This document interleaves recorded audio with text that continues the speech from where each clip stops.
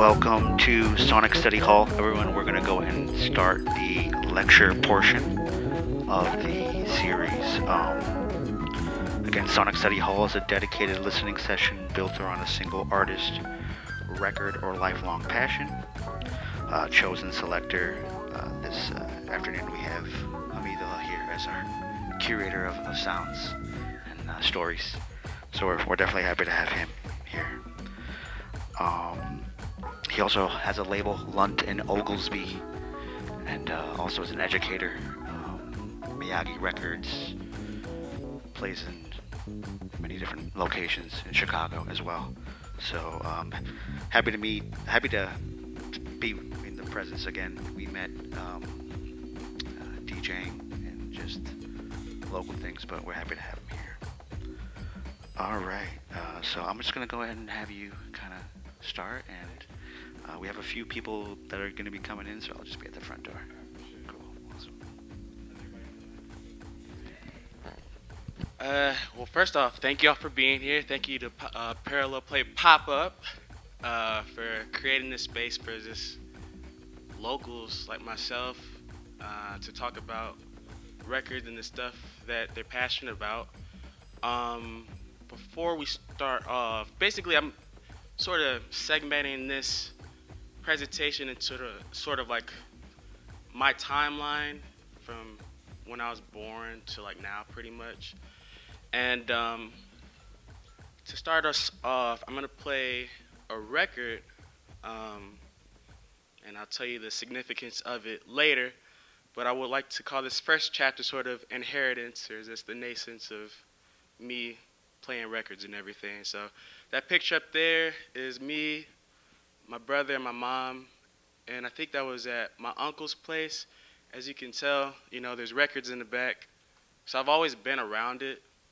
And I'm also taking the picture of me in records in the room in my home where there's records. So it's like, you remember the memes? It's like, yo, dog, I heard you like truck, so we put a truck in your truck so you could truck while you truck.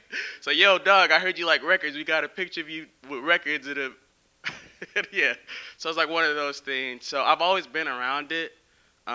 It's a part of, I mean, music is a big part of sort of my family. So I'm gonna play this record from a artist by the name of Radius, and there's an interlude on here from a mural artist named Static.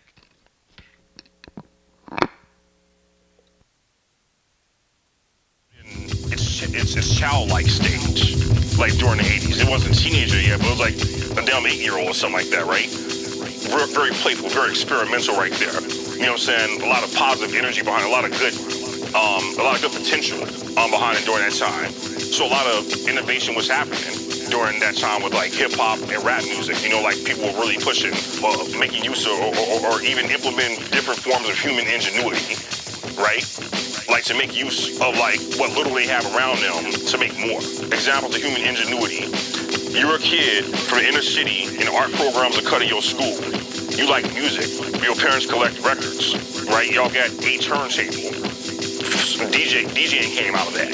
You know what I'm saying? You like this music so much you want to collage together, sample it, and make a whole other form of music right there. Early sampling, you know what I'm saying? The idea of dudes not being musically trained using beat machines, you know, CR808s, MPCs, things of that nature.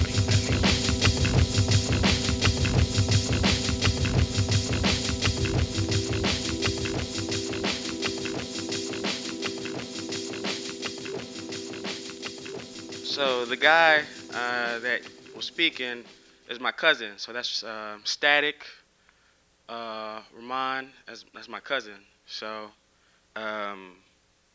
and it's, as you could tell from the interlude, right?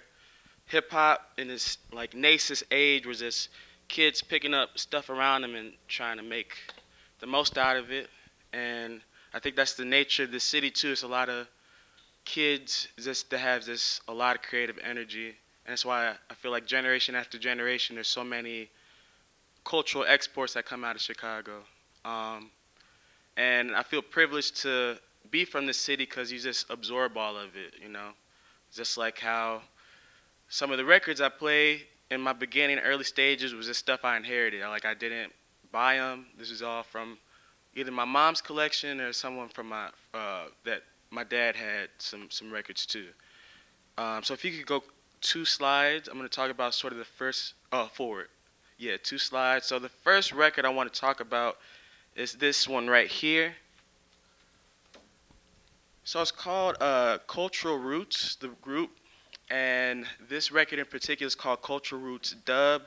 The label's called Rubber Dub, and it came out in 1981. So a great thing about this series is I get to learn more about the records that I do have. And this one in particular, I didn't do my research beforehand, or like when I was just playing out, you just play music, and sometimes you don't take time to listen and do the research. But something about this group, Cultural Roots, this is from the Greensleeves website. Greensleeves is a label that puts out a lot of like from Jamaica, but they make a lot of like dub and ska and rock steady type of music. So this group, Cultural Roots, emerged as a 4-part harmony group for the producer Donovan Germain. So if you see in the tag, it says produced by D. Germain. And some of the most, the two, yeah, he produced in the late 80s and releasing 2 albums, one of them being Revolutionary Sounds and Drift Away from Evil. And this record in particular are dub versions of those albums. So there's no vocals. The 4-part harmony is all stripped out. And in this record in particular, this emphasizes like the instrumentation and dub effect. So is anyone here familiar with dub music? Cool. So I'm gonna play a couple records that well, the significance behind this record for me is this dub music in general. It creates a sonic experience that's like very distinct, and it's been sort of the technical aspects of dub, like making that dub effect, has been employed in like lots of electronic music, and it creates a very like ethereal, chill feeling. And when I wasn't the best at beat matching, sometimes you really have to focus on the curation of your music and the feeling of it. So I didn't have turntables at home, just like what Ramon was saying in that interlude. A lot of people don't have turntables at home, so my practice was the gig. And records like this allowed me to like not feel too stressed if I wasn't able to beat match. So I'm gonna play one song from here. And what's tough is like there's no track titles on here, so you always gotta be like, oh, where is that one song that I like playing? But I know it's a B-side, and I'm gonna find it real quick.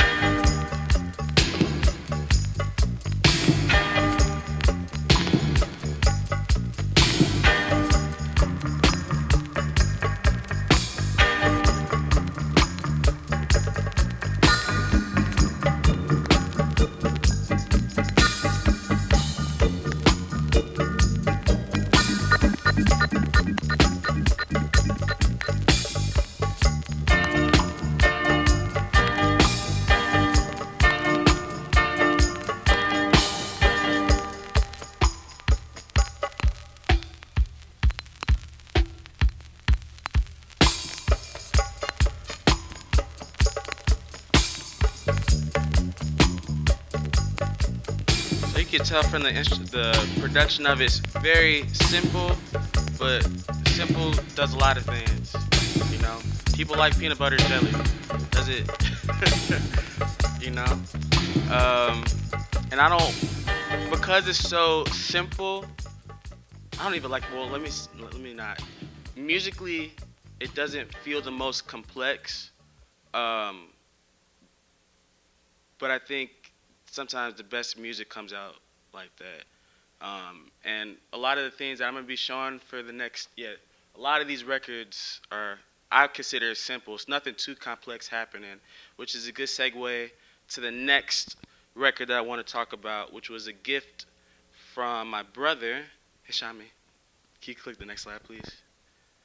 So this one is called Too Hot to Stop by LUST. It is very, very cheesy. Very dated. As you can tell from the right hand, my brother got it from People's Records. So People's Records is a really dope shop in Detroit. And yeah, he got this for me. I don't know what the reason it was for him to get me this record, but he bought it for me. It was $1. And I really brought this just to show and emphasize that, like, pricing of records, it's all perception, and things, the monetary value can go up or down, and it's a lot of factors that dictate the value of it. It could be valuable because one DJ who's really esteemed play it like one time in a set, and then the value skyrocketed. So as DJs, or as just people who love music,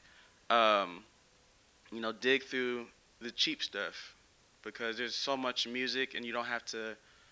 I think some of the prices get ridiculous when it comes to like 45s and things like that. Like, no one should be spending $1,000 on a record, and that stuff happens. And once you get like deep into the record world, you notice. And I don't want to. Basically, just go through the cheap stuff. And this was like the first record personally that I was like, okay, I feel like I can use this to beat match pretty well. And what's really distinct about it is the drum loop in the beginning. So it's easy to count out. The other record, just got to make sure it's in the same ballpark in terms of BPM range. But there's nothing too complex about this song in particular. And it's very dated. I'll say that. It came out in 1980. Doesn't say it on here, and I didn't write notes for this one. But it's like mid 80s. I think it's around the mid 80s. So I'm gonna play the vocal mix, because that's the one that would play out a lot. The vocal mix.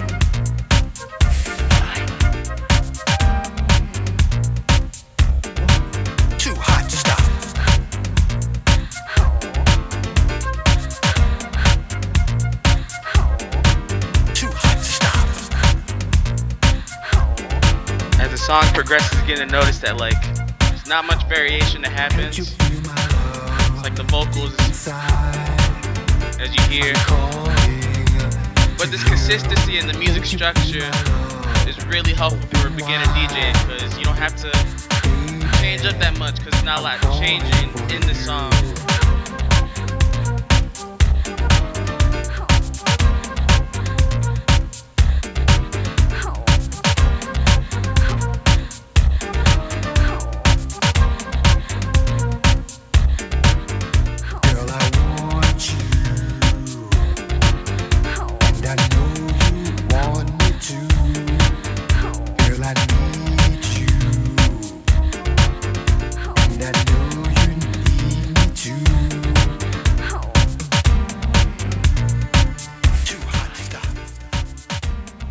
Right, that's too hot to stop. I stopped it, so what's that hot? So another way I achieved a really nice curatorial set without beat matching is finding records that you don't necessarily have to beat match for. And I would spam this record a lot.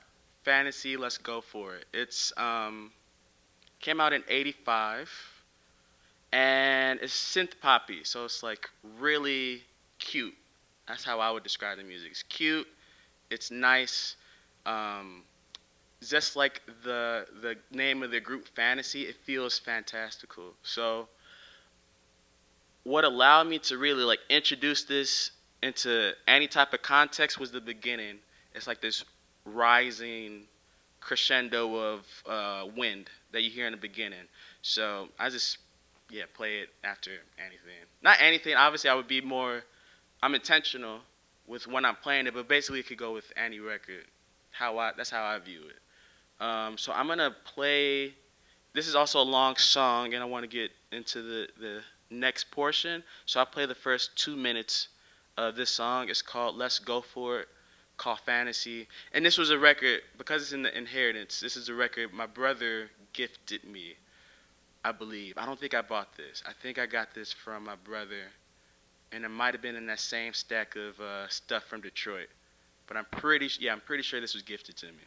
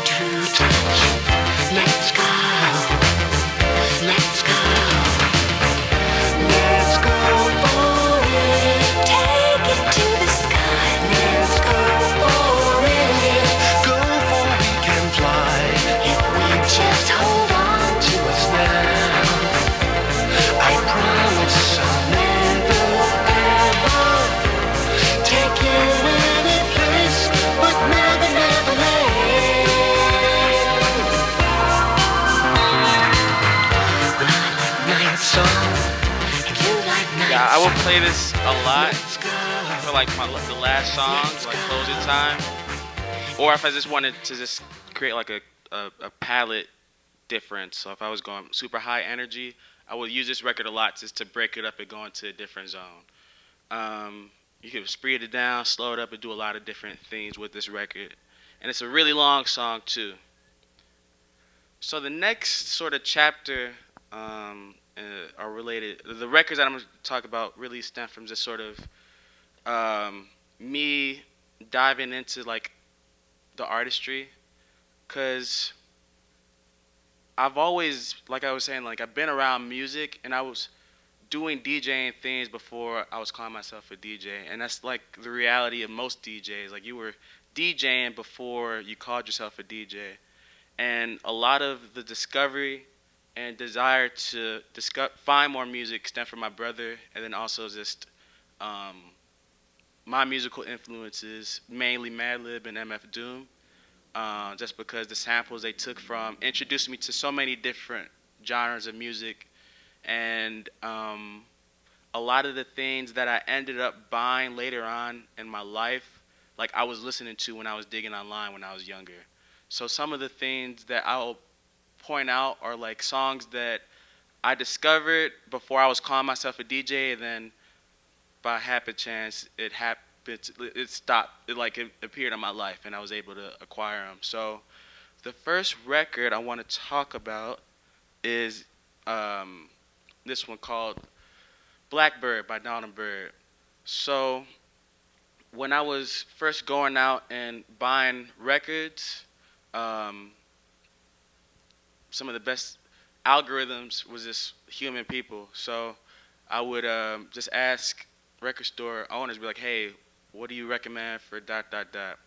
And I remember going to High Park Records and I asked the owner, Alex, and I was like, "Hey, what are your recommendations for just jazz records that are more dancey?" And this was his recommendation. So Blackbird, this album is basically the Blackbirds. They formed after making this album. This is one of the first or one of the early collaborations between Donald Byrd and the Mizell brothers. So the Mizell brothers are producers that collaborated with Donald Byrd. A very like distinct sound. They used like I believe they used the ARP synthesizer in a lot of their production. And it's when you hear a Mizell brother, Donald Byrd collaboration, it's very distinct. And yeah, this was my first introduction to that world, and it opened up so many different portals for me to learn about jazz funk. So the first song, the song I'm gonna play from this album is called Flight Time. So similar to the Fantasy Let's Go For It, it's got that like, you don't have to, the opening allows you not to beat match because it's airplane sounds. So I was spamming this a lot. And then, you know, I'm gonna go on a little tangent. You get tired of doing that, you know? It's just like, damn, I'm gonna do this all the time. And then you want to just like become better. So you have to put, even if the beat match doesn't sound the best, like you get better by trying it out instead of going to the same thing that you are relying on. So yeah, I would play this record a lot. But yeah, I got to a certain point where I was like, I'm not gonna be doing this as much. I was just like, I gotta learn. I gotta like put myself out there, even if it doesn't sound good. But this whole record is really nice, and I'm gonna just play Flight Time.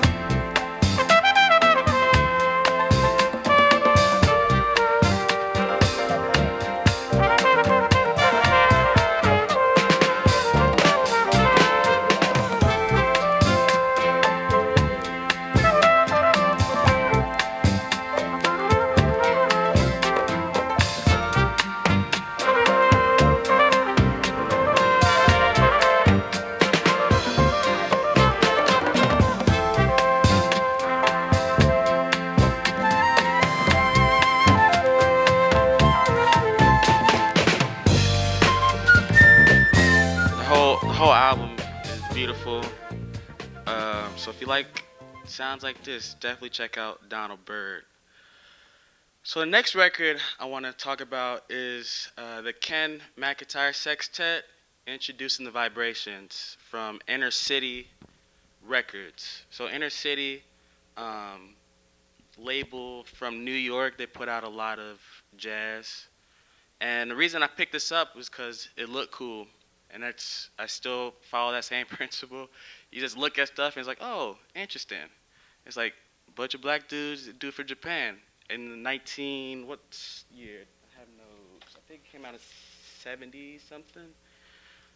76. And released in 77. So they recorded this in 77. So Ken McIntyre is a saxophonist, but on this record he plays alto sax, flute, bassoon, oboe, bass clarinet, percussion. And what really stands out for me with this record is the bass performance. It really pops out, and the bassist on here is Alonzo Gardner. Um, yeah, this record is special to me because they're similar to like how I was talking about with Madlib and MF Doom. I was trying to find this obscure stuff, and in those early days, you think something is obscure because it's unfamiliar to you, but it's like no, like just because you don't know it doesn't mean it get obscure. So it just opened up my brain to just like learn more, and not just think about whether it's like oh, is it obscure, dot dot dot, and just like really appreciate the music. And for this album in particular, I was really drawn by Miss Priss, which is the last song I hear, and it's a danceable record. But the more I like stopped thinking in terms of like oh the movement and dancing, I really focused on just the actual album and what it means. So I'm gonna play the song Miss Priss. It's mixed really well, and yeah, for me, for this song and for all the songs, the bass really like sticks out, and that's what really draws me in. But the whole album is sick. So I'm gonna play Miss Priss, and I might play one more song from this album too, because I really like this album.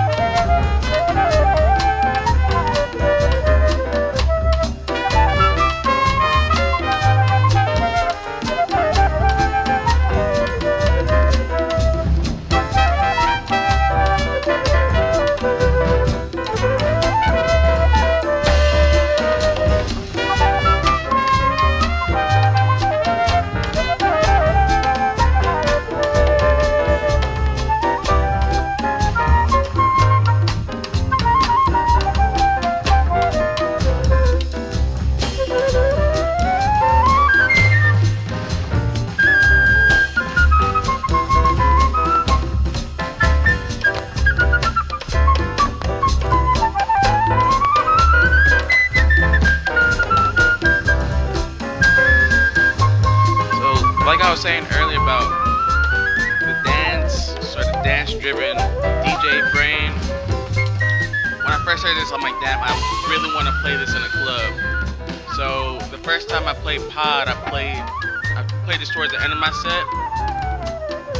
It was weird. That setup was like it was like 3 DJs, and then we all did like 45-minute sets or something like that. But I remember playing this, and I was like, man, this feels great to finally play it out on like a larger system. Then I played a track after that, and like the blend could have been a lot better, but just me doing it felt great. So if you ever come to a set, you might hear it again. So I'm gonna just play the first 2 minutes of another track on here, and then we're gonna talk about the next record.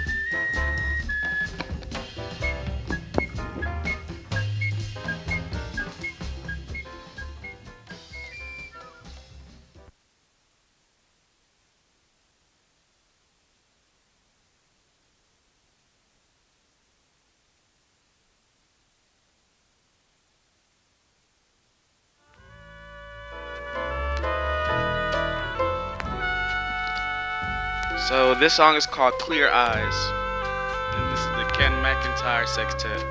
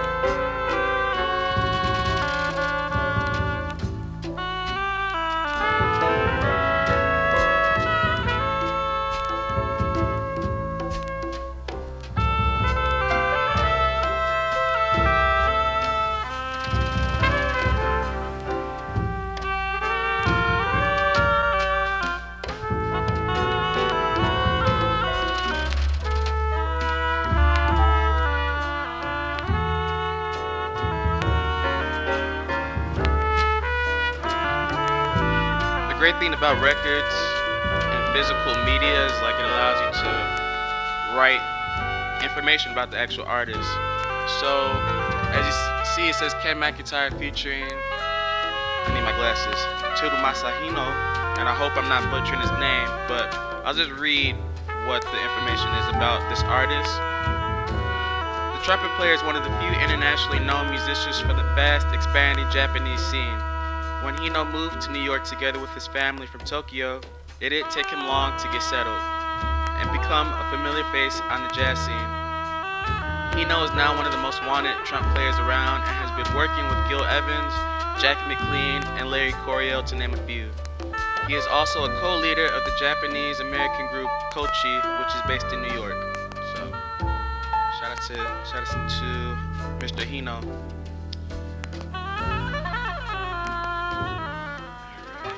You go to the next slide. So the next record I want to talk about is the Chicago EP by DJ Hyperactive. So I bought the record maybe 2 summers ago, but I became familiar with this album just by digging online. So I would say the summer of like 2015, because I was just digging, because that was like the first time I DJed in front of people. It was it was finals week, and it was like a house party, and we was all chilling. I was like dancing next to the DJ, and it was a senior. I think he was a junior, but real cool dude named Isaac. He was like, "Hey, I'm about to use the bathroom. DJ for me." And I was like, "I've never DJed before." And that moment, I know it sounds like super dramatic, but really changed my life, because ever since that time of just like playing music in front of people and having like people are dancing and stuff, it's like a a feeling that you chase. And that whole summer, I'm like, damn, I want to do this again. So I was just listening to a lot of music and discovered things. And the song from this EP that I found was Chicago. And is this is it's what it sounds like. Is this Chicago, Chicago, and it's a great song. A lot of acid influence in the track. It's like a driving kick. It leans more on techno than house. Um, I have a few notes. So this came out in '94, and this is DJ Hyperactive's label called Contact, which is a techno label. Da, da, da, da. So Hyperactive still DJs in the city. I believe he has a residency at Smart Bar, but I could be wrong on that. I gotta double check. But from my knowledge, he at one point had a residency at Smart Bar. Um, yeah, the Chicago song drew me in, but I'm actually gonna play Rhythm and Acid. Um, this sort of the technical approach to this was really adopted in the 90s. It was like Jeff Mills and those guys from Detroit, where you had the loop and it was just like not stay locked in, and you have like this constant drum pattern, but the melody of it would be going in and out of pocket, and it creates like a really like hypnotic feeling for some, but sometimes depending on the listener, they could think it's disorienting. So I really like this track, and I'm gonna play it for you guys. So this song is called Rhythm and Acid by DJ Hyperactive.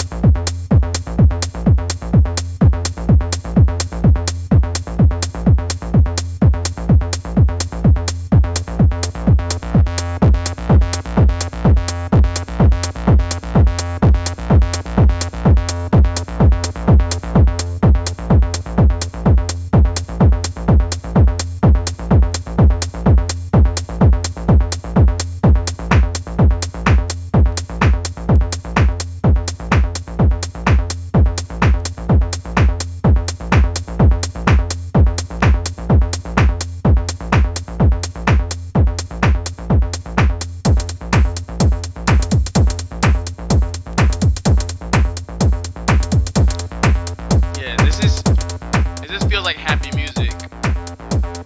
You know, it's just joyful, it's childish, it has a grit to it. I think the acid bass line gives it a grit and dirtiness to it, which is sort of quintessential to like Chicago underground music.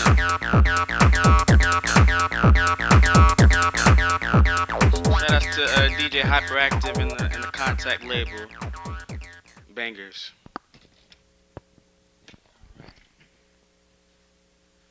So, story time. Before I got the opportunity to play at Miyagi Records in 2023, I subbed in at Shady Rest. So Shady Rest is a beautiful shop, one of my favorite shops in the city in Pilsen on 18th and Troop.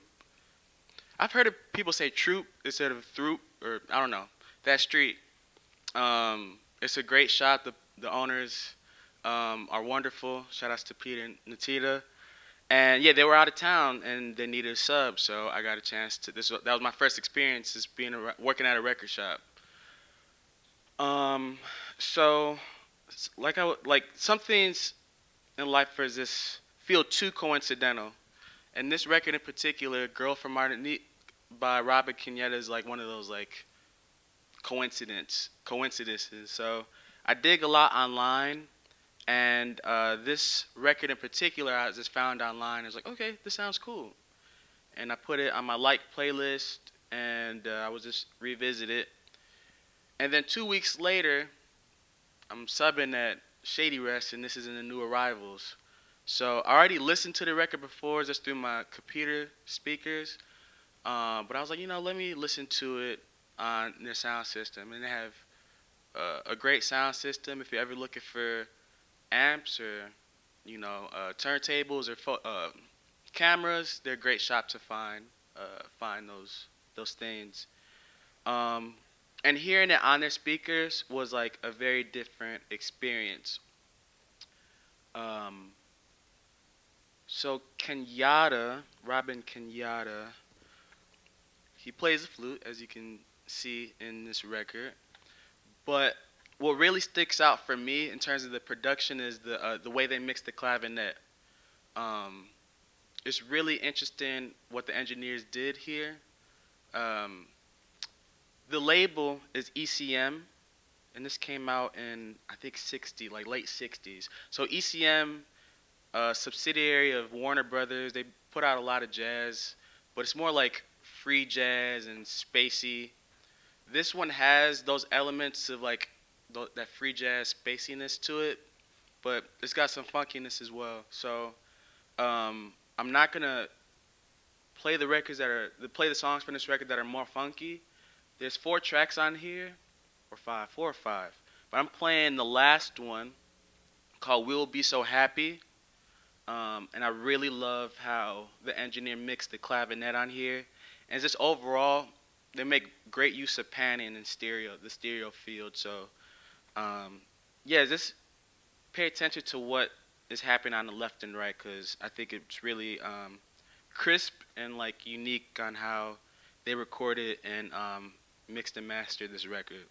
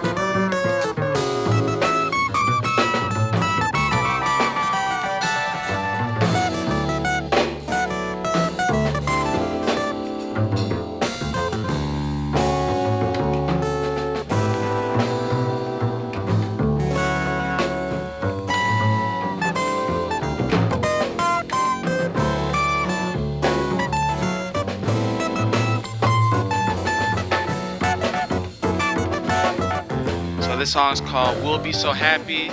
The album's called Girl from Martinique by Robin Kenyatta. So, funny enough, I didn't buy the record when I was there.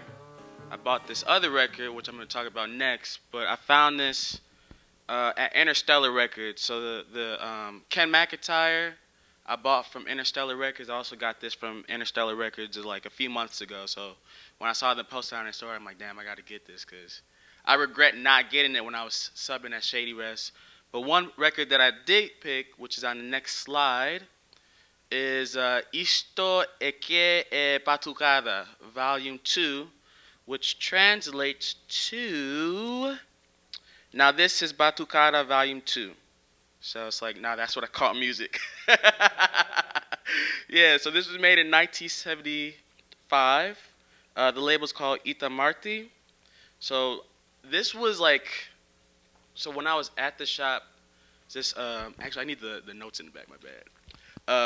Yeah, I was just playing this a lot because I'm like, man, this record is like really cool. So batucada is drum music. So a lot of it's played in like sambas and carnivals.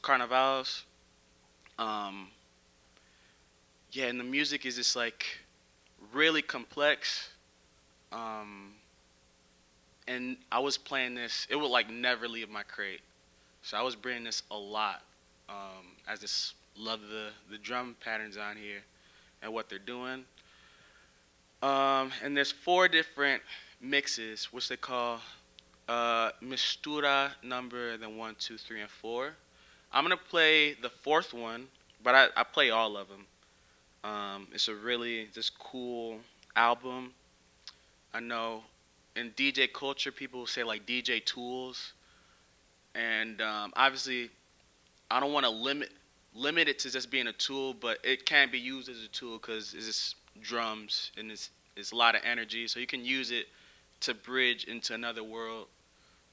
So I'll just play the music and we'll listen to it, and we'll do a quick temp check. Maybe we can take like a 5-minute break, see how people feel.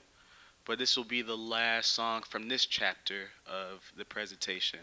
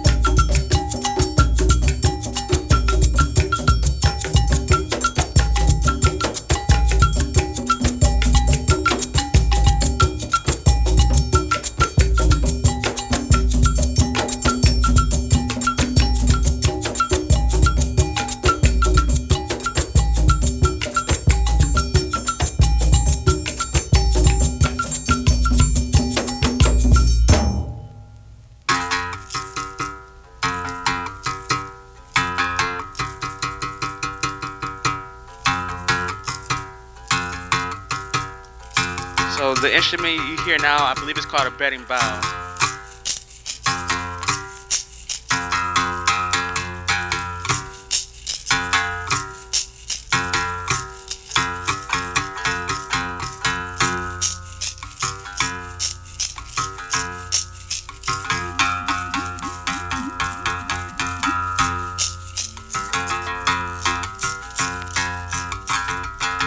So one thing about batucada, I believe the music originated in Bahia, which is northern Brazil, where a lot of the slave trades and ports were located. So this music stems from West African culture.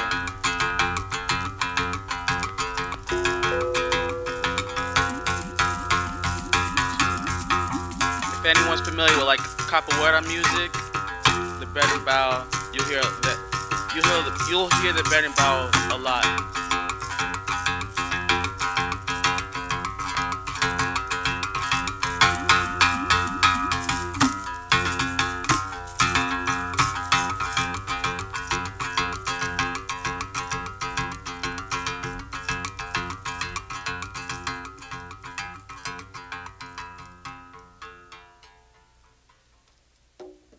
Oh, yeah, here's part.